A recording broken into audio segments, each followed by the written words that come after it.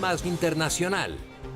Muy buenas noches y bienvenidos. Empieza aquí este espacio en el que ustedes ya saben, hablamos de lo que es noticia en el mundo y hoy empezamos, por supuesto, concentrados en lo que pasó en ese encuentro entre el presidente de Colombia, Iván Duque, y el presidente de los Estados Unidos, Donald Trump. Al respecto hay que decir que Venezuela fue el tema principal de esta reunión de ambos presidentes, Trump con su homólogo Iván Duque. Una vez más, Trump dejó claro que todas las opciones están sobre la mesa en relación a Venezuela y fueron enfáticos en la importancia de la llegada de la ayuda humanitaria. La crisis en Venezuela es una prioridad para los presidentes de Estados Unidos y Colombia. Por eso, son varias las opciones que se estudian para solucionarlo. Bueno, creo que hay una serie de soluciones, una serie de opciones diferentes y estamos viendo todas las opciones. Pero el presidente Trump respondió así a la posible llegada de 5.000 soldados norteamericanos a Colombia. Yo nunca hablo de eso. Aunque el presidente Trump se muestra optimista ante las demostraciones de apoyo a Juan Guaidó, también tiene en mente planes por si el presidente Maduro se queda en el poder. Tengo un plan B y C y D y E y F. Tengo una gran flexibilidad. Probablemente tengo más flexibilidad que cualquier otro hombre que haya estado en esta oficina. Ya veremos, pero hay muchos planes y veremos a dónde vamos. En este momento estamos en un periodo increíble. Ayer vi la tremenda cantidad de personas. ¿Saben de lo que hablo? Durante la semana, tal vez números que rara vez en una protesta. Entonces veremos. Muchas cosas están pasando en Venezuela que la gente no conoce y hay mucho apoyo de lo que estamos haciendo y para las personas a las que hablamos, mucho apoyo, tremendo apoyo. Por ahora, la prioridad de ambos mandatarios es hacer llegar ayuda humanitaria.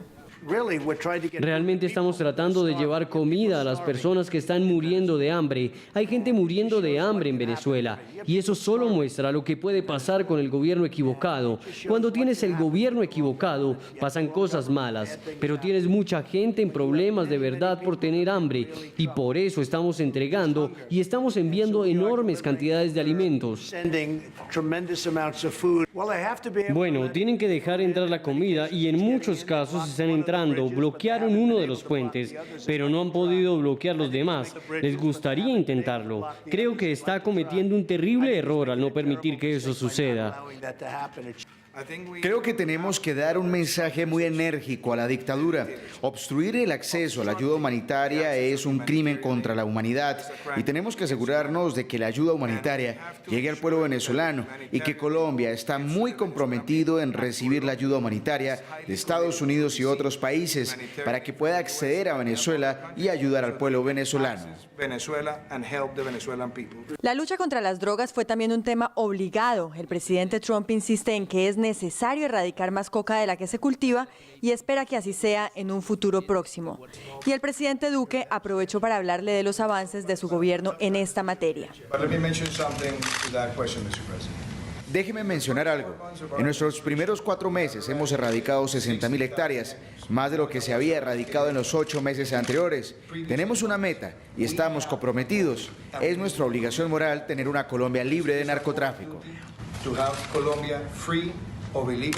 Pero los presidentes sobre todo mostraron que hay una gran sintonía entre ellos. Creo que ha sido una reunión muy productiva y que deja fortalecida la relación bilateral entre Colombia y los Estados Unidos. Y por eso el presidente Trump insistió en que próximamente visitará Colombia. Quiero visitar Colombia, miro con deseo la posibilidad. Estamos trabajando muy de cerca en esta relación bilateral. Ambos mandatarios estuvieron acompañados por las primeras damas de Estados Unidos y Colombia. Además de su reunión con Trump, el presidente Duque tuvo una apretada agenda en Washington. Se reunió con miembros de la Cámara de Representantes y también con Carlos Vecchio, donde el tema igualmente fue Venezuela. Antes de su encuentro con Donald Trump, el presidente Duque se reunió con el embajador designado por Juan Guaidó en Estados Unidos, Carlos Vecchio, a quien le reiteró el compromiso de Colombia con el pueblo venezolano. Vecchio agradeció a Colombia el recibimiento de los migrantes venezolanos y por el compromiso de Duque de llevar la ayuda humanitaria a Venezuela. En el encuentro, Duque reiteró su reconocimiento a Juan Guaidó como presidente interino y coincidieron en que el regreso de la democracia a Venezuela beneficia a la región. También se reunió con la presidenta de la Cámara de Representantes, la demócrata Nancy Pelosi, y ofrecieron declaraciones antes del encuentro. También nos interesa cómo avanzamos en términos de Venezuela y felicito al presidente y a Colombia por dar la bienvenida a 1 millón de refugiados de Venezuela en Colombia. Por eso tenemos intereses vitales que discutir. Tenemos que trabajar estrechamente de la mano para que Venezuela ponga fin a la dictadura que ha afectado a toda su sociedad y puedan renacer en su libertad. Estamos trabajando en ese proceso y continuaremos participando dentro del Grupo de Lima, dentro de la OEA y en todas las etapas multilaterales para que Venezuela pueda poner fin a esa horrible historia. Duque se reunió con el Comité de Relaciones Exteriores de la Cámara de Representantes con congresistas demócratas y republicanos. Y atención a esto, hace pocos minutos Nicolás Maduro le respondió a los mandatarios Iván Duque y Donald Trump. Hoy el presidente de Estados Unidos, Donald Trump, se reunió con el señor Iván Duque de Colombia, como un festín del odio. Si uno le ve los ojos, la postura, las palabras, las declaraciones, un festín de odio contra Venezuela, declarando de manera vulgar, haciendo anuncios de manera alocada. Han puesto un títere para hacerle el trabajo de caballo de Troya en Venezuela y les fracasó. Hoy las declaraciones son ruines de dos personas que se reúnen en vez de hablar de la cocaína que se produce en Colombia y que infecta y destruye a la juventud estadounidense. Donald Trump calla sobre la cocaína y el tráfico de drogas que va de Colombia y solo habla de Venezuela. ¿Cuándo van a parar la producción de cocaína y el tráfico de drogas, señor Iván Duque, desde Colombia a Estados Unidos y Europa? ¿Cuándo? En vez de hablar de la miseria creciente, de la guerra creciente, de los asesinatos políticos, de defensores de derechos humanos en Colombia, del Estado fallido que es Colombia, de los planes entre Colombia y Donald Trump, se ponen a hablar de Venezuela. ¿Quién les dio la potestad? Bueno, pues ahí está esta reacción. Eso era de esperarse, que contestara Venezuela. Y como un revés al régimen de Nicolás Maduro, se interpretó la carta del Papa Francisco que filtró un diario italiano. El embajador de Guaidó en Colombia aseguró que es el inicio del desconocimiento de la dictadura. Fue el diario Corriere della Sera el que reveló algunos detalles de la carta de 3 páginas con la que el Papa Francisco le contesta a Maduro ante su petición de mediar en un diálogo en Venezuela. Según los apartes revelados, lo que más llamó la atención fue que, a diferencia de ocasiones y cartas anteriores, el Papa esta vez no lo llamó excelentísimo presidente, sino simplemente señor Maduro, lo que para algunos sectores es un claro mensaje a la dictadura. Bueno, el desconocimiento de Maduro como presidente, eso ahí está dicho todo. El resto de la carta pues se adornó, ahí está dicho todo, y yo creo que eso tiene que entenderlo Maduro mismo, ¿no? Sin embargo, para el embajador de Guaidó en Colombia, esta carta es hasta ahora un primer paso por parte del Vaticano ante el rechazo de la comunidad internacional a Nicolás Maduro. Esto puede ser un primer paso. Recuerda que el Vaticano tiene sus propias formas y maneras diplomáticas, pero esto es el primer paso, va a ser el desconocimiento total del régimen y luego vendrá el reconocimiento del presidente Guaidó. En su carta el Papa también reprocha a Maduro los diálogos fallidos anteriores en los que medió la Iglesia. Desafortunadamente, todos los intentos de mediación han sido interrumpidos porque lo que se decidió en las reuniones no fue seguido por gestos concretos para lograr los acuerdos. Para el embajador Calderón, Maduro pasó por encima de la buena fe del Vaticano. Lo que el gobierno ha pretendido con estos diálogos es ganar tiempo. Ya ha encontrado complicidades internacionales en ese sentido que se han prestado para ese juego. El único diálogo posible con el gobierno, con el régimen venezolano, no gobierno, régimen venezolano, usurpador, es preparar la salida. El Vaticano no desmintió ni confirmó el contenido de la carta, pero sí la categorizó como privada. Bueno, y además de las declaraciones de hoy en este encuentro entre presidentes, Estados Unidos aumentó su presión contra el régimen de Nicolás Maduro y revocó la visa de los jueces del Tribunal Supremo de Justicia, controlado, recordemos, por el chavismo. Esta vez la Casa Blanca apuntó con sus sanciones a los magistrados del Poder Judicial controlado por el chavismo, quienes el pasado 10 de enero juramentaron a Nicolás Maduro para su segundo mandato, a pesar del rechazo de buena parte de la comunidad internacional. Las medidas adoptadas contra los togados fueron anunciadas por el encargado norteamericano para la crisis en Venezuela. Hoy impusimos restricciones de visa y revocamos visas a miembros del Tribunal Supremo de Justicia ilegítimo. Tenemos esperanza y confianza de que el pueblo de Venezuela tendrá éxito en su búsqueda de libertad. El funcionario precisó que la administración Trump está dispuesta a otorgar concesiones para aquellos que estén dispuestos a respaldar al presidente interino de Venezuela, Juan Guaidó, a la Asamblea Nacional y al ingreso a Venezuela de ayuda humanitaria. Se está gestando una tormenta dentro del régimen de Maduro que eventualmente lo llevará a su fin. Si bien es imposible predecir el momento en que sucederá esto, creemos que el entorno político y económico actual es insostenible y que él no podrá hacer nada. El clima es mucho más prolongado. Para los partidarios del régimen que quedan, tenemos un mensaje simple: su tiempo se ha acabado. El pasado 7 de febrero Estados Unidos también impuso una prohibición de visas para los miembros de la Asamblea Nacional Constituyente, un poder controlado por el chavismo y cuyo presidente es el denominado número 2 de esa colectividad, Diosdado Cabello. Entre tanto, la Asamblea Nacional, liderada por Juan Guaidó, sigue desafiando al régimen de Maduro. Hoy designó una junta directiva ad hoc para la estatal petrolera PDVSA. En su faceta como jefe de la Asamblea Nacional, Guaidó lideró una sesión en la que los diputados opositores anunciaron el nombramiento de una junta ad hoc para PDVSA y un grupo de administradores para Citgo, filial de la estatal petrolera en Estados Unidos. Los pone para proteger cada elemento, cada activo en desarrollo de Venezuela. Además, con una presidente, con una mujer que estará al frente de este proceso, el cual rescata además también a la mujer venezolana preparada, formada y dispuesta a rescatar nuestro país. Felicitaciones a la comisión, felicitaciones a este cuerpo. Para Citgo fueron asignados Luisa Palacios, Ángel Olmeta, Edgar Rincón, Luis Urdaneta, Andrés Padilla y Rick Esser, mientras que para PDVSA la Asamblea designó a Simón Antúnez, Gustavo Velázquez, Carlos José Balsa, Ricardo Prada y David Smolansky. El pasado 28 de enero, Estados Unidos anunció sanciones contra PDVSA al congelarle $7.000 millones en activos. También transfirió el control de las cuentas de la empresa en territorio norteamericano a Guaidó. El presidente interino también anunció en su cuenta en Twitter que Curazao será el tercer punto de acopio para la ayuda humanitaria enviada por la comunidad internacional. Un día antes y durante una multitudinaria manifestación, Guaidó había confirmado que Brasil, además de Colombia, iba a servir como punto para recibir alimentos y medicinas y que los insumos entrarán a Venezuela el 23 de febrero.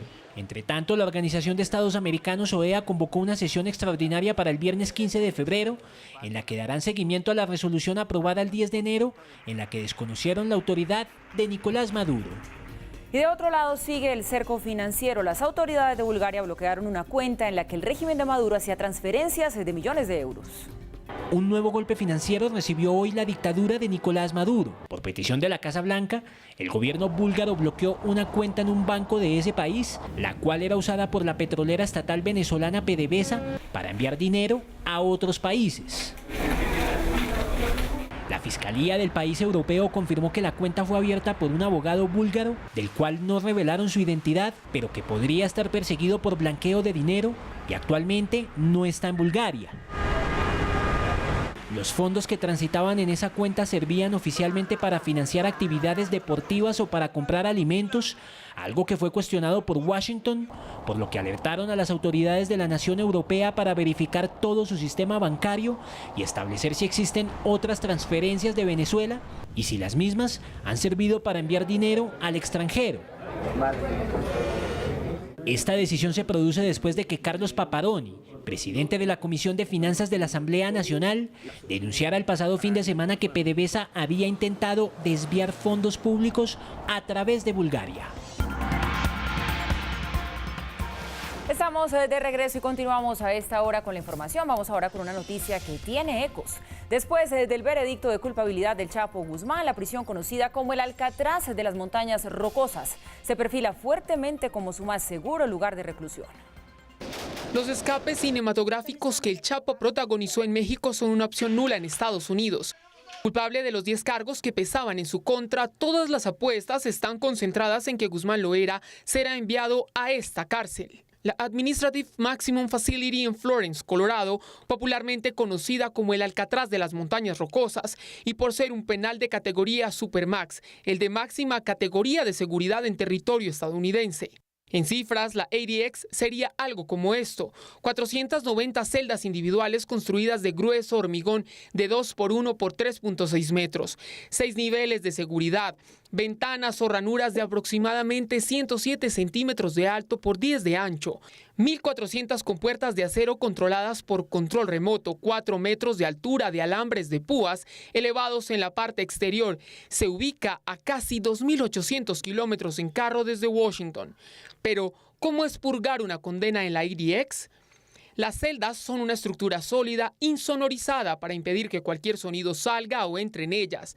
Cuenta con una plataforma sólida, también de hormigón, acompañada de una colchoneta y una manta para que los reos duerman. La comida les es entregada por una pequeña ranura y de 24 horas del día, solo una está destinada para que vean la luz del sol. Y nada más, porque aunque los circunden las espectaculares formaciones montañosas de Colorado, literalmente están desconectados del mundo exterior. Y entre ellos también porque todo está diseñado para que jamás entre reos haya contacto alguno. Conjugados todos estos elementos han conseguido que ningún prisionero haya siquiera intentado escapar. No en vano es conocida incluso como la cárcel más segura del mundo.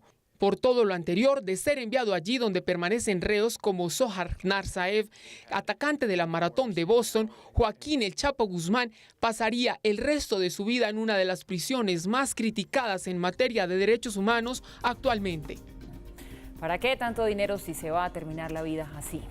Y Panamá se declara inconforme después de conocer que la Comisión Europea los enlistó en un grupo de países con los que va a evitar transacciones comerciales. El gobierno Varela ya anticipa medidas al respecto.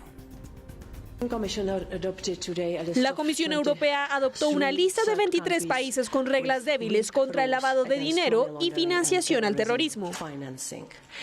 Significa que concluimos que tener cualquier transacción financiera y bancaria con estos países puede exponer al sistema financiero de la Unión Europea a altos riesgos. A esta determinación de la Comisión Europea, Panamá en un comunicado ha expresado su rotundo descontento. El gobierno de la República de Panamá rechaza de manera contundente la propuesta de la Comisión Europea de incluir al país en una lista de jurisdicciones de terceros países de alto riesgo con deficiencias estratégicas en su régimen en la lucha contra el lavado de dinero y la lucha contra la financiación del terrorismo. Y es que Panamá en el listado acompaña a países como Arabia Saudita, Nigeria, Libia, Botsuana, Ghana, Puerto Rico y Guam. Panamá calificó de opaco el proceso en la elaboración de la lista, aludiendo ninguna interacción con su gobierno como tercer país sujeto de análisis. Panamá continuará sus esfuerzos de entablar un canal de comunicación que permita aclarar las preocupaciones de la Comisión. El gobierno llamará a consultas al representante de Panamá ante la Unión Europea, embajador Miguel Verbolovskis, y establece un plazo de 30 días para anunciar pasos adicionales. Juan Carlos Varela, presidente panameño, sancionó hace semanas una ley que penaliza la evasión fiscal para así evitar caer en listas negras de los organismos internacionales. El presidente de Brasil, Jair Bolsonaro, fue dado de alta después de permanecer 17 días hospitalizado y ya llegó a Brasilia para reasumir sus funciones ejecutivas. Al mediodía abandonó el hospital israelita Albert Einstein de Sao Paulo en un convoy de autos de negros escoltado por 2 ambulancias. Bolsonaro se encontraba internado desde el 27 de enero para el retiro de una bolsa de colostomía conectada a su intestino, consecuencia de la puñalada que recibió en septiembre durante un evento público. Vía Twitter, Bolsonaro celebró su salida y también su cada vez mejor estado de salud. Un nuevo escándalo de abusos sexuales sacude en esta oportunidad a la iglesia protestante de los Estados Unidos. Salpica a cerca de 400 pastores de la principal iglesia de ese país. La principal iglesia protestante de Estados Unidos, la Southern Baptist Convention, fue salpicada por testimonios que involucran 400 pastores, voluntarios y hasta educadores en casi 20 años. Es una red de 47.000 iglesias e instituciones evangélicas con más de 15 millones de miembros, especialmente en el sur de Estados Unidos. Al parecer, desde el año 1998, por lo menos 380 miembros del clero no hacen voto de celibato, además de ser acusados de haber abusado sexualmente de más de 700 personas que serían menores de edad. Según la investigación, basándose en la revisión de los documentos judiciales, 220 pastores y voluntarios han sido condenados por asuntos como violación y posesión de imágenes de pedofilia. La ola invernal sigue azotando el centro y norte de los Estados Unidos. 75 millones de personas están bajo alerta y más de 2.500 vuelos han sido cancelados. Este sigue siendo el panorama en el centro y norte de Estados Unidos. De los 75 millones de personas que están bajo alerta invernal, 53 millones recibieron alertas de inundaciones.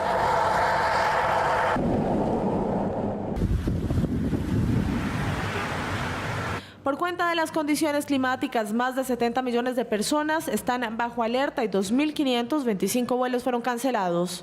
Las áreas metropolitanas de Nueva York y Boston evidenciaron las nevadas con una gran capa de hielo, mientras por ahora aún se esperan fuertes nevadas en el sur de Pensilvania y Maryland.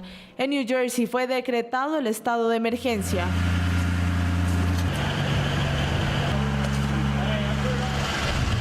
La recomendación de las autoridades sigue siendo evitar transitar por las carreteras, especialmente en Chicago, Detroit, Nueva York y Buffalo, afectando también el norte de Iowa, Wisconsin y Michigan. Seattle batió récord de nevadas de febrero antes de cumplirse la mitad del mes.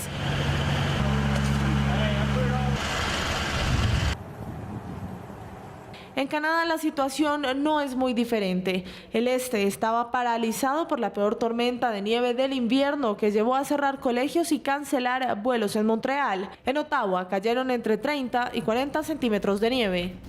El gobierno español de Pedro Sánchez anunció que va a convocar elecciones presidenciales anticipadas tras su derrota frente al Parlamento español de mayoría conservadora y que no aprobó el presupuesto presentado por el gabinete de Sánchez. Los comicios podrían celebrarse en abril. Con 180 votos a favor, 169 en contra y una abstención, el Parlamento español votaba el pasado 1 de junio la moción de censura contra el entonces jefe de gobierno Mariano Rajoy, resultado que lo sacaría de la política española. Fue así como el actual jefe de gobierno Pedro Sánchez del Partido Socialista llegó al poder ejecutivo de España. Pero Sánchez no la ha tenido fácil. El fuerte debate con los separatistas catalanes, la lucha por el estrecho de Gibraltar con el Reino Unido a raíz del Brexit y las protestas de los más conservadores españoles le han puesto obstáculos a su carrera política. El jefe de gobierno podría entregar su cargo más temprano que tarde, pues hoy, frente al Parlamento español de mayoría conservadora, presentó el presupuesto para el 2019, el cual no fue aprobado. Presentes 348 más 2 votos emitidos telemáticamente. Sí, 191. No, 156 más 2 votos emitidos telemáticamente. Abstenciones, 1. En consecuencia, quedan aprobadas las enmiendas de devolución y, por tanto, rechazado el proyecto de ley de presupuestos generales del Estado para el año 2019. Una votación que llevó al gabinete de Sánchez a llamar a elecciones anticipadas, las cuales podrían celebrarse en el mes de abril. Que hemos tenido en el día de hoy de que la derecha de este país intenta frenar el progreso social de este presupuesto y de este gobierno, está intentando que el país no avance y, por tanto, está poniendo todo tipo de China en el camino para que la recuperación económica no llegue a la familia, no capilarice por todo el territorio y se convierta en una realidad de todos los ciudadanos de este país. Pese a que la ministra de Hacienda invitó a los diputados a reconsiderar el voto y pensar en los españoles que necesitan un mejor servicio de salud, mejor educación y más empleos, los parlamentarios se mantuvieron en su decisión. El presupuesto para el 2019 no fue aprobado y el país ibérico tendrá que esperar hasta el viernes, día en el que el jefe de gobierno Pedro Sánchez se dirigirá al pueblo para definir si convoca o no elecciones anticipadas y, de hacerlo, deberá definir la fecha. Inició en Bruselas, sede de la OTAN, la reunión de los ministros de defensa de los 29 países miembros de esta organización. El tema central, sin duda, será el desarrollo de nuevos misiles de largo alcance por parte del ejército ruso, algo que viola directamente el tratado firmado en 1987 con los Estados Unidos. Uno a uno fueron llegando a la sede de la OTAN los 29 ministros de defensa de los países miembros de la organización, quienes fueron recibidos por el secretario general Jens Stoltenberg. Aunque algunos no lograron llegar a tiempo por el paro de los trabajadores de tráfico aéreo en el aeropuerto de la capital belga, la cumbre de ministros dio inicio. Hoy y mañana los ministros de defensa de la OTAN se reunirán y abordarán una amplia gama de problemas de seguridad.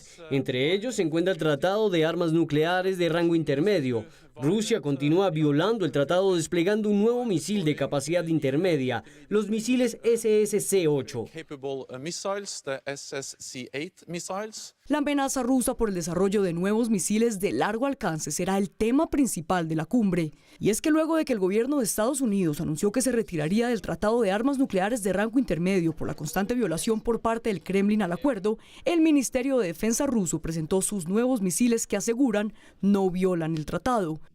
Esto solo funciona si todos cumplen con sus obligaciones y claramente Rusia no lo ha hecho. Por lo tanto, cualquier discusión futura debemos asegurarnos que los acuerdos sean establecidos, que se cumplan las obligaciones. Esa es la única manera si queremos avanzar en un mundo pacífico.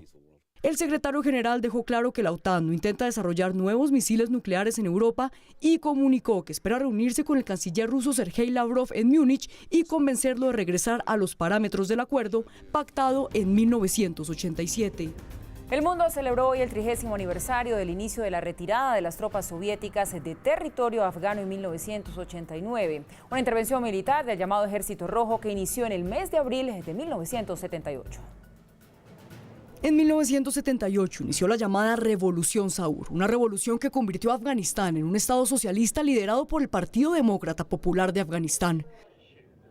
A partir de la revolución, Estados Unidos, en el marco de la Guerra Fría con Rusia, apoyó militar y económicamente a los rebeldes islámicos denominados muyahidines con el suministro de armas. La ayuda estadounidense dio como resultado la desestabilización del país árabe y en menos de un año, el Consejo Revolucionario solicitó la intervención del Ejército Rojo, el ejército soviético, a territorio afgano. El panorama geopolítico en aquel tiempo era otro. Gobiernos que hoy se consideran enemigos uno del otro unieron fuerzas para apoyar a los muyahidines y combatir el socialismo en Afganistán, apoyado por los soviéticos. Las fuerzas soviético-afganas depusieron y asesinaron al presidente de la República Democrática Afgana, lo que produjo un resurgimiento de los rebeldes islámicos, apoyados logística y financieramente por Estados Unidos, Pakistán, Irán, Arabia Saudita, China, Israel y el Reino Unido. 9 años de guerra entre las potencias militares del momento, simultáneo a la revolución iraní de 1979 y la guerra entre Irak e Irán. Una guerra que se recuerda como el Vietnam de la Unión Soviética por su alto coste en vidas y económico y por los bajos resultados obtenidos, teniendo como única consecuencia la gran desestabilización de la política soviética que estaba próxima a su desintegración. Así, Mikhail Gorbachev ordenó en 1989 la retirada de las tropas soviéticas de territorio afgano y el gobierno socialista logró mantenerse en el poder hasta 1992, año en el que los muyahidín derrocaron el mandato.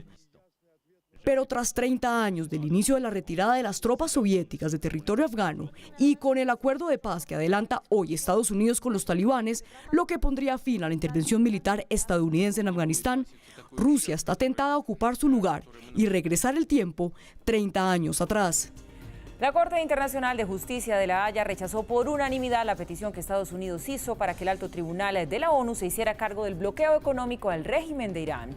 Y es que la Corte Constitucional estadounidense bloqueó en 2016 cerca de $2.000 millones provenientes del país persa que la Casa Blanca iba a utilizar para reparar a las víctimas de atentados ejecutados por Teherán. Estados Unidos argumentó que no podía reclamar ese dinero por sus presuntos vínculos terroristas, pero la Corte afirmó que no tiene jurisdicción sobre el caso, por lo que en junio se sabrá si el régimen puede retirar esta suma de dinero.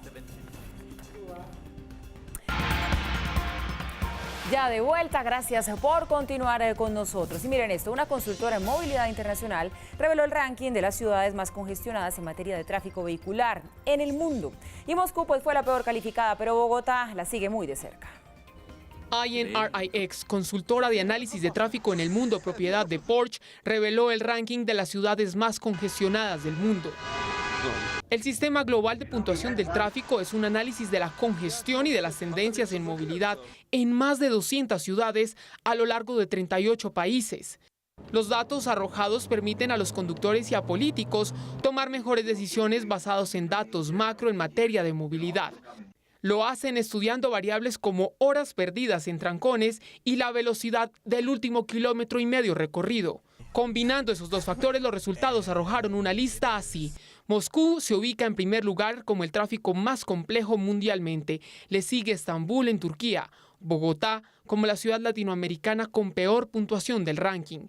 La capital mexicana, Sao Paulo, Londres, Río de Janeiro y Boston completan el listado. INRIX consolidó los datos para la puntuación del tráfico combinando aplicaciones, conexión vehicular a Internet, registros meteorológicos, así como también monitoreos de medios de comunicación, redes sociales e incluso tendencias en parqueaderos. Por Colombia, Medellín aparece en el puesto 25 y Cali en el 29. Increíble todo el tiempo que pasamos perdido en los trancones. Los escándalos de adeptos de Nicolás Maduro parece que son pan de cada día. Esta vez, y aunque parezca insólito, un diputado fue expuesto como el amante de la esposa de su mejor amigo. Esta es la historia. Hoy he descubierto algo, de verdad, en mi mente, que sospechaba y en mi corazón. Ni Topacio, ni Cassandra, ni la gorda bella tienen algo que envidiarle histriónicamente a esta historia de la vida real. Los asistentes a una celebración familiar en Zulia, en Venezuela, pensaron que el discurso del anfitrión daría paso a un agradable festejo, pero fue todo lo contrario. Alberto, te conozco por más de 20 años. Eres padre de mi gran hermano y amigo. Pero cortejar a mi mujer es de pocos hombres. A quien señala y quien lo acompaña es Daliana Meleán, su esposa, que habría sostenido una relación con Alberto Sobalbarro, diputado por el municipio Almirante Padilla, adepto al régimen de Maduro. Aquí están todos los mensajes que Daliana y tú se han pasado. Daliana anda buscando un apartamento de $40.000 y yo le digo que de dónde lo saca. Ya yo sé de dónde lo sacó, de dónde está sacando el apartamento de $40.000, que tú se lo vas a dar. La incomodidad no se hizo esperar en el evento y era más que claro que la fiesta había terminado. Medios locales contemplan que Daliana Meleán podría estar relacionada con Tirso y Willy Meleán, líderes de la banda criminal Los Meleán, con accionar principal en el estado Zulia. La infidelidad no paga, señores. Y captado en la oscuridad de la noche en Kenia, un majestuoso leopardo negro sorprende por su singularidad y también por el sigilo con el que se mueve. Aquí lo tienen. Las imágenes fueron logradas por Will Burrard Lucas, fotógrafo de vida silvestre, que valiéndose de sensores logró detectar al felino e inmediatamente capturó las fotografías. Su tonalidad se debe a las altas concentraciones de melatonina en su pelaje. Un investigador del Zoológico de San Diego, en su paso por Kenia, se dice que habría logrado captarlo también en video.